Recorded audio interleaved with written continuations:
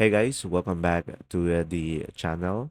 This is how to type Japanese on Gboard.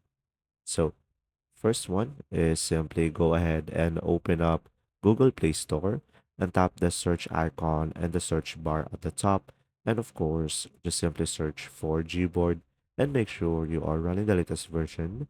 And now, with that said, once you have installed it as well, if you haven't, just simply open the application. And now from here on the application, just simply select language. And now just simply select add keyboard. And from here, guys, you will have multiple list of languages, or you can just simply use the search bar at the top and search for Japanese and just simply select the language. And from here you will have multiple options, guys, as you can see, and pretty much this will be depending on you.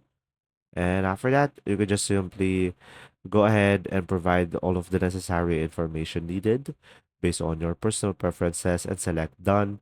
And when you go to the keyboard, as you can see, you can just simply go ahead and tap and hold the space bar. And you can just simply change the language over here and should be able to change it. There goes, see ya.